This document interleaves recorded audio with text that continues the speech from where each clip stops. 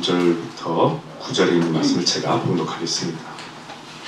그 후 유대인의 명절이 되자 예수께서는 예루살렘으로 올라가셨다. 예루살렘 양문 가까이에는 베데스다라 하는 연못이 있었고 그 주위에는 행각 5이 세워져 있었다. 이 행각 안에는 다리 저는 자, 맹인, 손발이 마비된 사람 등 수많은 병자들이 즐비하게 누워서 물이 움직이기를 기다리고 있었다.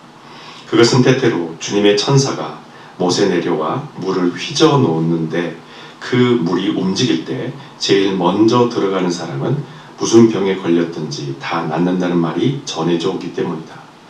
거기 누워있는 병자들 중에는 38년 동안 병을 앓고 있는 사람도 있었다. 예수께서는 그가 오래된 병자인 것을 곧 알아보시고 네가 낫기를 원하느냐 하고 물으셨다. 병자가 말하였다. 물이 움직일 때 저 못에 들어가도록 저를 도와주는 사람이 아무도 없으니 저는 낫지 못할 것입니다. 제가 들어가려고 하는 동안에 언제나 다른 사람이 저보다 먼저 들어갑니다. 예수께서 그에게 말씀하셨다. 일어나 침구를 걷어 들고 걸어가라. 그 순간 그는 병이 나아서 침구를 걷어들고 걸어갔다. 이 이적이 일어났던 날은 마침 안식일이었다. 아멘. 여러분 심리학 이미 많이 접해보셨을 겁니다. 심리학의 출발은 기독교에 반하는 이론에서 출발을 합니다. 신에게 의존하지 않고 인간이 연구함으로써 인간 스스로 각 개인의 문제를 진단하고 해결할 수 있다라는 그런 의지에서 출발한 학문이 바로 심리학입니다. 그래서 우리의 관심을 끌기에 무척 매력적인 학문 중에 하나가 바로 심리학이라는 것입니다. 여러분, 인간은 인간 스스로의 문제를 절대 해결할 수가 없습니다. 이것은 제가 종교 때문에 인간을 무능한 존재로 취급하는 것이 아니라 우리가 원래 그런 존재라는 것을 지금 말씀드리는 것입니다. 우리는 우리의 문제를 우리가 지금 고민하고 우리가 몸부림쳐서 해결하려고 하는 그런 모든 문제를 우리 스스로 해결할 수 없게 만들어진 바로 그런 존재입니다. 사실은 심리학도 이것을 이미 인지하고 있었습니다. 다만 심리학은 그것을 인간의 힘으로 극복해 보기 위해서 시도했었던 학문이고 성경은 오히려 우리를 창조하신 하나님이 우리 가운데 함께 하심으로 말미암아 모든 것을 할 수 있다는 것을 가르쳐주는 것이 우리가 오늘 지금 접하고 있는 말씀이기도 합니다. 그 방법이 바로 예수 그리스도인 줄로 믿습니다. 여러분, 예수 그리스도는 우리의 문제를 해결해 주시기 위해서 오신 분이 아니라 우리를 위해서 오신 분입니다. 보통 우리가 기독교 신앙을, 믿음의 신앙을 갖추려고 할 때 나의 문제를 해결하기 위해서 신앙생활을 하거나 내 문제를 해결받기 위해서 내 문제에 대해서 응답받기 위해서 신앙생활을 하는 목적 자체, 출발선 자체가 잘못된 것에 서 있을 수가 있습니다. 그러나 믿음은, 복음은 예수 그리스도께서 내 문제 때문에 오신 것이 아닌 나를 위해서 오셨다는 것입니다. 즉 이 말은 인간 개개인이 풀고자 하는 삶의 문제는 사실은 당연히 그 기대하는 완벽한 결과가 분명히 우리에게 있어요. 내가 원하는 기대하는 바가 있습니다. 내가 바라는 결과가 있어요. 내가 이렇게 간구했었을 때 내가 하나님 앞에, 아니 내가 갖고 있는 어떤 종교와 신앙을 가지고 원하는 답이 분명히 각자 사람들마다 있습니다. 하지만 기독교 복음은 우리가 원하는 대로 답을 주지 않습니다. 오히려 우리가 예수를 만날 수 있도록 수많은 은혜의 통로를 열어주십니다. 그 통로를 타고 들어오면 비로소 그곳에서 예수를 만나게 되고 그 복음으로 내 안에 버려야 될 욕망이 무엇인지를 그것을 포기할 수 있게도 하시고 내가 평생 품어야 될 소망이 무엇인지를 분명하게 찾게도 만드신다라는 겁니다. 그래서 복음은 인간 개조나 인간 교화의 목적을 절대 두지 않습니다. 예수 그리스도 이 복음의 목적은 철저하게 본 어게인입니다. 나를 다시 그리스도 안에서 죽게 하시고 그리스도 안에서 다시 살게 하시는 것이 복음이 우리에게 주시는, 예수 그리스도께서 우리에게 오신 이유라는 것입니다. 여러분, 오늘 예수님께서 방문한 곳이 바로 베데스다라는 곳입니다. 우리 어렸을 때부터 많이 들어왔었던 성경의 예화이기도 하죠. 우리가 살아가는 세상은 사실은 이 베데스다라는 이 공간이 축소시켜 놓은 어떻게 보면 작은 모형과도 같습니다. 제가 여러분 지난주에 말씀을 나눴었던 그 본문의 말씀과 오늘 두 번째 나누는 이 베데스다 연못의 이야기는 다른 복음서에 절대 기록되어 있지 않는 기적 중에 하나입니다. 요한복음에 5가지 다른 복음서에 기록되지 않는 기적들이 있습니다. 요한이라는 사람은 헬라의 이방인들에게 예수 그리스도의 복음을 전해주기 위해서 복음서를 정리했는데, 사실은 그 헬라 철학에 깊이 빠져있고 헬라 철학의 삶을 살고 있는 사람들에게 어떻게 하면 예수 그리스도 이 복음을 전할 수 있을까? 그래서 누가복음처럼 예수님의 모든 행적과 모든 기적을 낱낱이 기록하지 않고 정말 중요하고 꼭 그들에게 예수 그리스도가 메시아임을 보여줄 수 있는 것을, 예수 그리스도가 하나님의 아들이심을 보여줄 수 있는 것에 분명한 촉점을 맞춰서 기적이라든지 모든 그런 에피소드를 최소화시켜서 이 복음서에 담아놓습니다. 오늘 제가 두 번째 이야기를 합니다. 베데스다 연못에 오신 예수 그리스도. 여러분, 베데스다는 오랜 전설이 내려오고 있습니다. 오늘 본문 4절에 보시게 되면 주님의 천사가 못에 내려와서 물을 휘저어 놓는데 그 물이 움직일 때 제일 먼저 들어가는 사람은 어떤 병이든지 고칠 수 있다라는 전설이 내려오는 거예요. 그래서 그 당시에 그 주변에 살고 있었던, 아니 그 소식을 들었던 많은 사람들이 베데스다 연못으로 찾아옵니다. 성경학자들에 의하게 되면은 그 못이 사람이 뛰어들어서 수영을 할 수 있을 만큼 깊고 넓었다고 얘기합니다. 근데 여러분, 이 베데스다가 과연 천사들이 와서 물을 휘저 놓을 때 그때 들어가게 되는 사람은 고침을 받는 바로 그런 것인가? 다른 걸 다 떠나서 천사가 내려와서 정말로 물을 휘저 놓으시는 것일까? 여러분, 물이 요동치는 것은 맞습니다. 그런데 이 베데스다에 물이 요동치는 것은 이 베데스다가요, 간헐천이기 때문입니다. 그 연못 밑에 지하수가 흐르고 그 지하수가 정기적으로 뿜어져 나오는 그 순간에 물이 요동칠 수밖에 없습니다.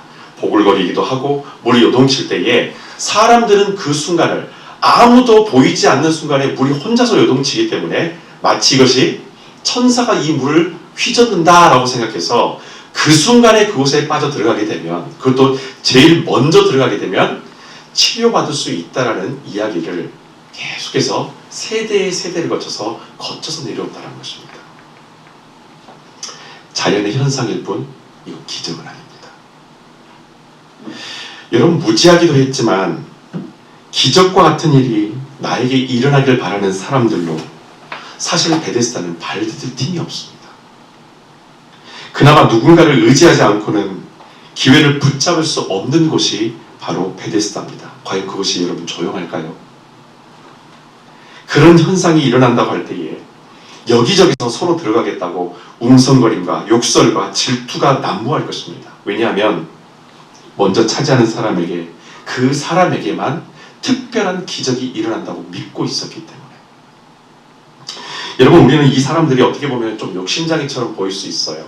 그래, 자기 살겠다고, 자기 치료받겠다고 그렇게 다른 사람들 제치고 가장 먼저 뛰어들려고 그 순간만을 바라보면서 그렇게 평생을 살아온 사람들도 분명히 있을 텐데 참 욕심스러운 사람이겠다, 그렇게 여겨질 수 있지만 살고 싶고 건강하고 싶어하는 인간의 기본적인 욕구일 뿐입니다.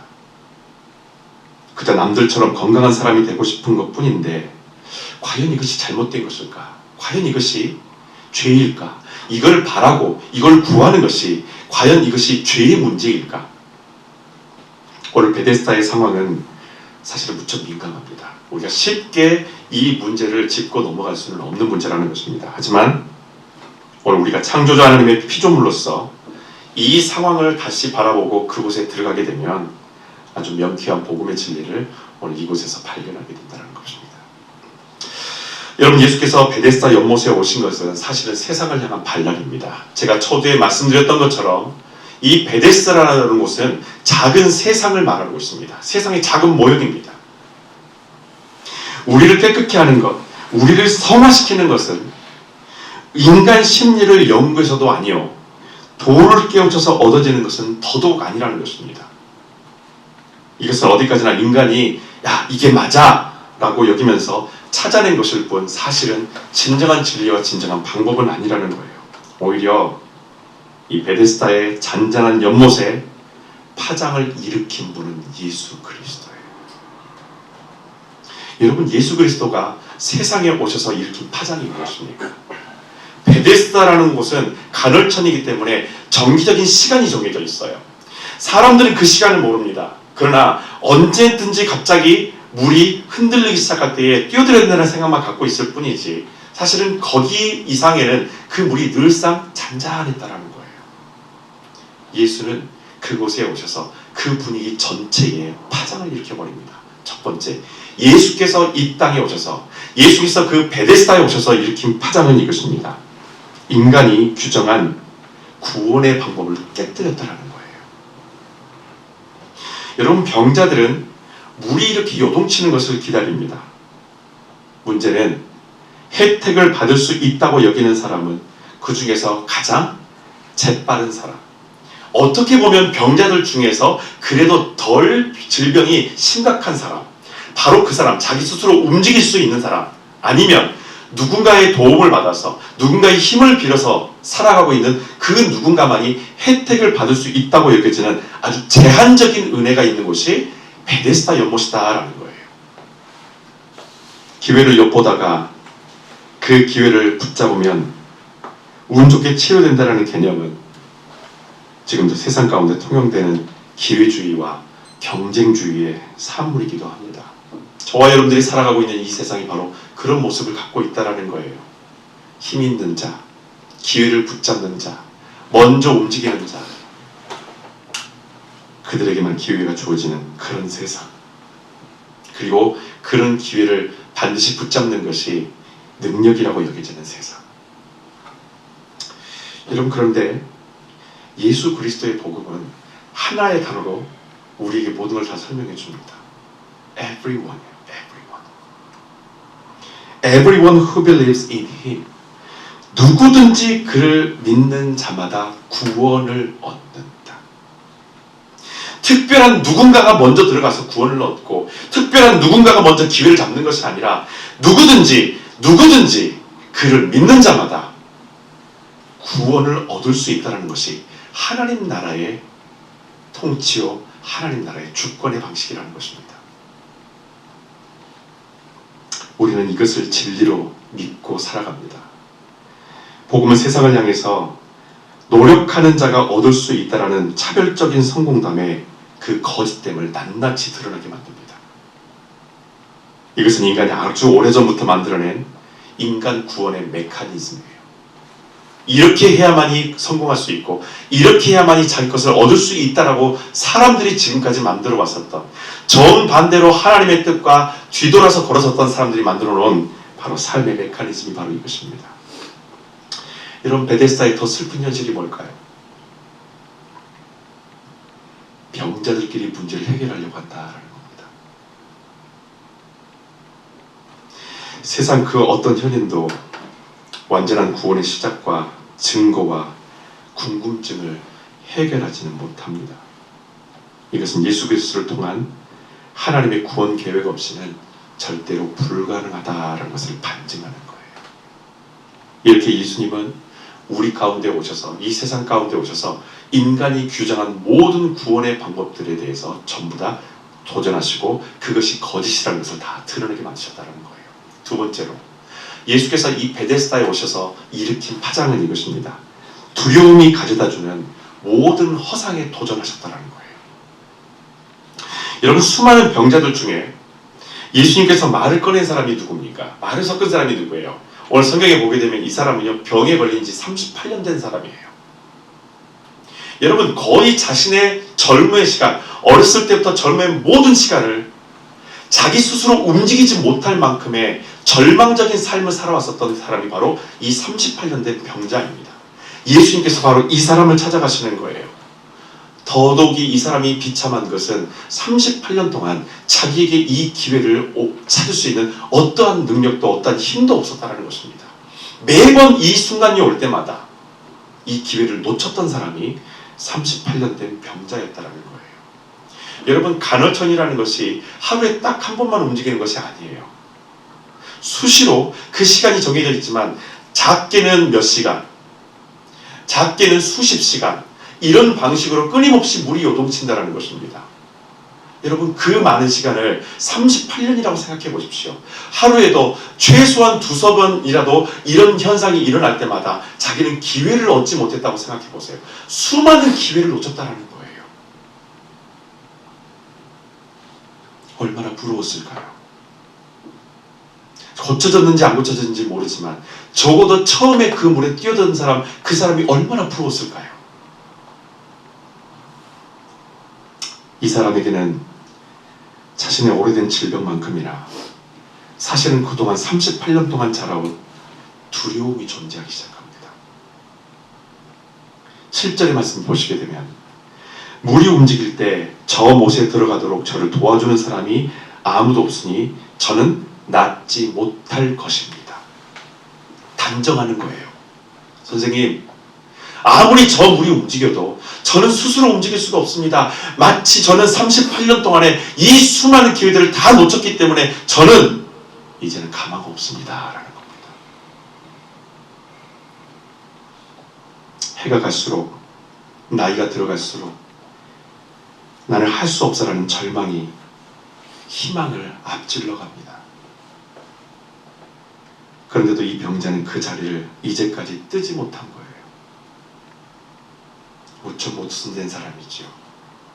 기대하는 것은 있으나 절망이 있고, 소망하는 것은 있으나 두려움이 가득한 사람. 그런데도 불구하고 어떻게든지 나에게는 언젠가는 기회가 오겠지라고 그 자리에 짓물나도록 앉아 있었던 바로 그 사람.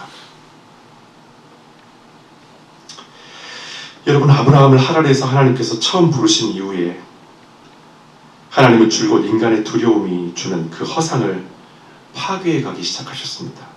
그 방법은 대상이 되는 두려움의 요소들을 제거해 주는 것이 아니라 하나님이 너와 함께 하신다라는 그 믿음을 채워줌으로 말미암아 그 두려움을 이겨낼 수 있도록 하셨다는 거예요.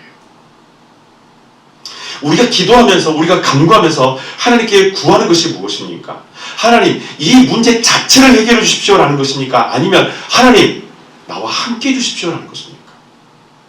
설령 38년 동안 질병이 치료되지 않은 사람이라 할지라도 그가 초기에 예수 그리스도를 만났다면, 그리고 그가 설령 치료받지 못했다 할지라도 그 사람의 나머지 인생은 이렇게 두려움에 쌓여 있지는 않았을 거라는 거예요. 주님이 나와 함께 하시기 때문에 내 몸은 지금 건강하지 못하지만, 내 몸은 지금 온전하지 못하지만 그분이 나와 함께 하시기 때문에 나에게는 부족함이 없습니다 라는 믿음의 고백이 분명 그 안에도 있었을 것이라는 겁니다.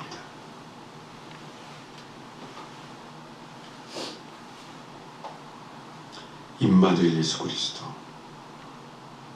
하나님께서 우리에게 지금까지 허락하신 최고의 그리고 유일한 생명의 답은 이것입니다. 너의 문제를 해결하기 위해서 존재하는 것이 아니라 너를 위해서 존재하고 있고, 내가 너와 함께 한다는 것을 끊임없이 말씀해 주시고 확증해 주시는 여호와 하나님, 바로 예수께서 지금 그 자리에 찾아오셨다라는 거예요. 여러분, 우리를 짓누르는 오랜 두려움이 무엇입니까? 저와 여러분들이 어떤 질병이라든지 어떤 상황을 통해서 수시간 동안 내 마음을 짓누르고 있었던, 그래 너는 이래서 안 되는 거야, 너는 오래전부터 이게 안 됐었기 때문에 넌 지금도 안 될 거야, 내 마음을 짓누르고 있는 두려움이 무엇입니까?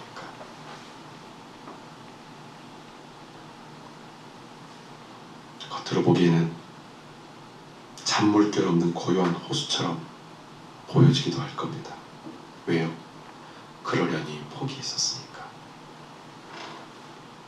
그러려니 나는 이제 안 되니까, 아무리 시간이 흘러도 이제 나는 안 되는 사람이니까 가만히 있으면 여러분 절대로 파장은 일어나지 않습니다. 겉으로 보기에는 그 수면이 참 잔잔하게 보입니다. 여러분, 예수의 복음이 우리 안에 들어오게 되면 저와 여러분의 심령에 파동이 일기 시작합니다. 그 잔잔한 물결을 잔잔하게 두지 않는다라는 거예요. 그 잔잔함이 비정상이라는 것입니다. 복음이 저와 제 안에 들어오게 되면, 우리 안에 이 복음이 들어오게 되면 내 마음을 심각하게 뒤집어 놓습니다. 무엇을 위해서 살아가고 있는가? 무엇을 생각하며 살아가고 있는가? 무엇이 그냥 내가 포기하며 살아왔었던 것인가?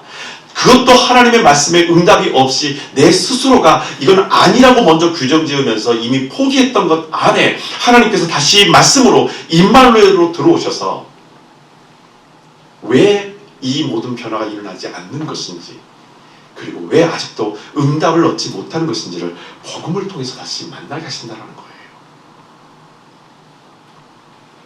그때에는 누구의 도움도 없이 그 말씀에 순종하여 38년을 이어온 그 두려움에서 우리는 드디어 자유함을 얻게 된다는 것입니다. 오늘 예수님께서 이 베데스다의 연못에 오셔서 또다시 일으킨 파장이 있어요. 이것뿐만이 아닙니다. 뒤처진 육체가 스스로 만들어낸 이 비좁은 세계관을 예수 그리스도께서 오심으로 말미암아 전부 다 깨뜨려 버렸다는 거예요. 여러분, 병자에게 예수님께서 이렇게 명령을 하십니다. 병자야, 너 일어나서 침구를 걷어들고 너 걸어가라 라고 말씀하세요. 여러분, 성경을 잘 한번 보시면 무엇이 한 가지 빠져 있어요. 우리가 기대하는 치료의 과정 중에. 무엇입니까? 이건 결과잖아요. 치료된 후에 사실은 걸어가야 된다는 것은 당연히 알고 있고 이건 결과잖아요. 그 다음의 일이잖아요. 그러면 어떻게 치료하시는지 제스처가 보이지 않는다는 거예요. 이 말씀 가운데.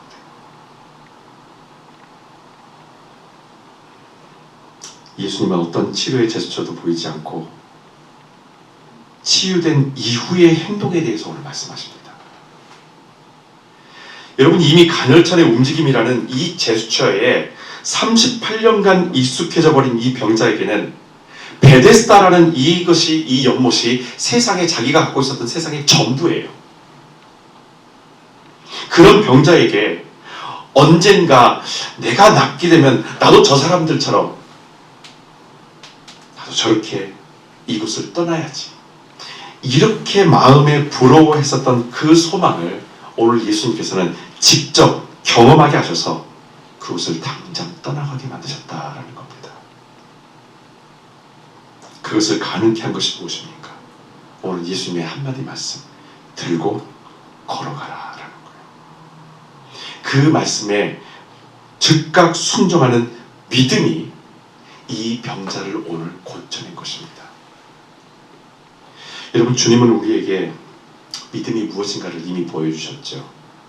그래서 히브리서는 이 믿음을 이렇게 정리합니다. 히브리서 11장 1절에 믿음은 우리가 바라는 것이 반드시 이루어진다는 확신을 갖는 것입니다. 개역개정 성경에는 우리가 잘 알고 있다시피 이렇게 나오죠. 믿음은 바라는 것들의 실상입니다. 지금 이 병자가 경험하고 있는 것이 바로 그 장면이에요. 내가 바라는 것, 나 저렇게 걸어가야지, 내 짐을 모두 다 싸서 내가 지금까지 짓눌림에 있었던 바로 이 돗자리를 들고 내가 자리를 일어나서 저 사람들처럼 나도 집으로 돌아가야지, 그 소망, 그렇게 될 것이라는 그 믿음, 예수님께서는 그 믿음을 먼저 경험케 하셨다는 거예요. 여러분, 복음은요 늘 한 발 앞서갑니다. 일이 터진 다음에 저와 여러분의 뒤치다거리를 해주는 것이, 그것이 복음이 아니라는 거예요. 지금 우리가 읽고 있는 이 성경, 매주일 매시간 듣는 이 메시지, 우리의 삶을 앞질러서 준비시키는 능력을 가지고 있다는 겁니다. 그 능력을 현실화할 수 있는 것이 바로 기도입니다. 이 사람은 마음의 간구는 있었어요. 이렇게 되어지기를 원하는 간구는 있지만 이 간구함을 누구에게 요구해야 될지, 어떤 것에 기대해야 될지 그것을 알지 못했던 사람일 뿐입니다. 그래서 그가 유일하게 기댈 수 있었던 것은 세상의 방법이에요. 베데스다라는 바로 그 연못. 여러분, 성령께서 우리를 말씀의 능력 가운데로 이끄시고 그 능력이 내 삶 속에서 극대화시킬 수 있도록 여러분 말씀을 붙잡고 기도하십시오. 간구하십시오. 어떠한 말씀이든지 간에 주님께서는 우리에게 응답하실 것입니다. 우리가 지금 이 모습으로 평생을 살아간다 할지라도 그 이유를 분명히 말씀하실 것이고, 내가 아직 강구하지 못했던 것, 내가 주님 앞에 나아가지 못했던 나의 부족감을 깨닫게 하시는 것도, 그 두려움을 이길 수 있는 힘을 주시는 것도, 믿음으로 바라는 것을, 그 실상을 경험하게 하시는 것도 간구하는 자에게는 반드시 허락하신다는 거예요. 베데스다라는 이 연못에 오셔서 예수님께서 일으키신 또 하나의 마지막 파장이 하나 있습니다. 그것은 형평성에 대한 인간의 욕심에 정면으로 도전하셨다라는 겁니다. 여러분, 주님이 거기 있는 모든 사람들, 그 모든 사람들에게 한 사람 한 사람 찾아가면서 전부 다, 만약에 저 같으면 그런 상상을 해봤어요. 예수님이면 그 연못에 한두 사람이 있는 것이 아닐 텐데, 바글바글 할 텐데, 의학도 발달하지 않은 바로 그런 동네에 살고 있었던 사람들이 얼마나 살고 싶고 건강해지고 싶을까. 그 많은 사람들을 향해서 너희 모두의 질병이 다 치료되었으니 너희 모든 도짝을 들고 집으로 다 돌아가라. 보편적인 구원의 은혜를 그들에게 다 베푸셨다면 정말 좋았을 것을 왜 주님께서는 이 딱 한 사람에게만 다가셨을까?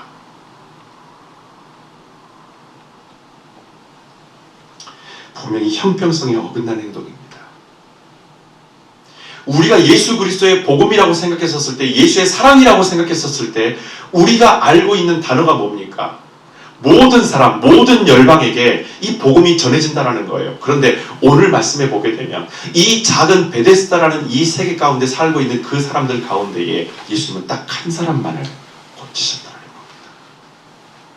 이거는 분명히 우리가 기대하는 형평성에는 맞지 않아요.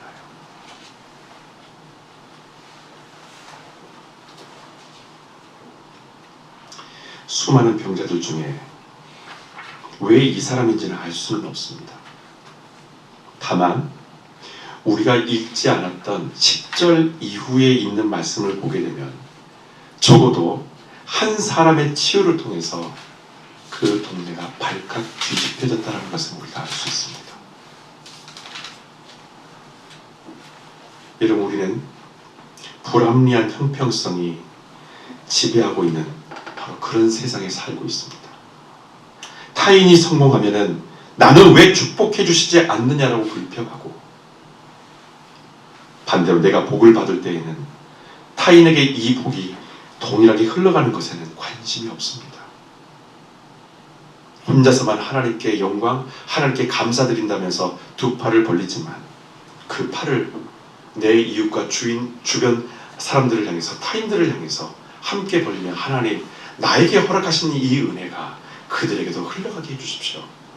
내가 경험한 이 복음의 은혜가 그들에게 흘러갈 수 있도록 해주십시오. 이것은 예수 그리스도의 생명을 온전히 그 복음을 만난 사람이 겪을 수 있는 놀라운 은혜의 반응인 줄로 믿습니다. 그러나 세상은 이런 형평성을 기대하지 않습니다.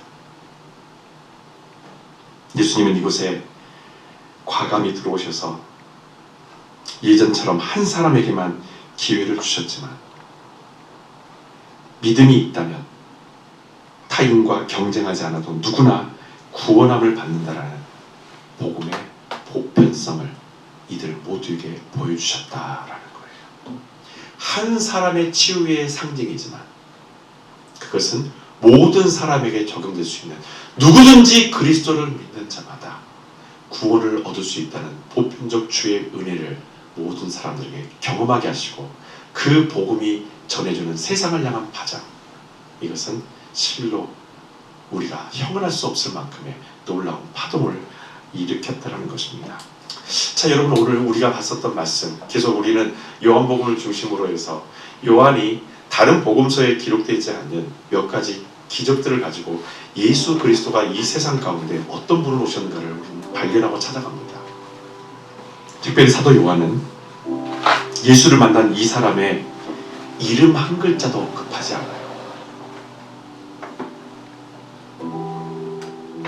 복음은 특별한 누군가만 경험하는 베데스다의 전설이 아니라는 것을 뜻하는 겁니다. 여러분, 우리가 원하는 내게 강같은 평화, 그것이 혹시 잔잔한 호수의 수면처럼 아무 일 없는 것인가요? 큰일 벌어지지 않는 것이 그것이 진정한 평강일까요? 마치 그것을 축복으로 여기고 내가 잘 서 있는 증거로 생각한다면 그거 죽은 믿음입니다. 예수님은 그 잔잔한 호수에 파고들어 온 우리를 깨우십니다. 잠들어 있는 우리의 심령에 들어오셔서 우리를 끊임없이 깨우시고 파장을 일으키십니다. 그래서 우리의 영이 깨어나게 하시고 절망의 자리를 털고 일어나 말씀이 이끄시는 대로 우리의 팔과 다리가 순종하게 하시는 것이 예수께서 우리에게 오신 능력입니다. 우리가 평생 머물러 있는 곳은 베데스다가 아니라 하나님의 말씀인 줄로 믿습니다. 오늘 주신 그 은혜를 가지고 믿음으로 한 주간을 승리하며 살아가는 저와 여러분 되시기를 주님의 이름으로 부탁드립니다. 우리 이 찬양을 함께 고백하면서 기도하며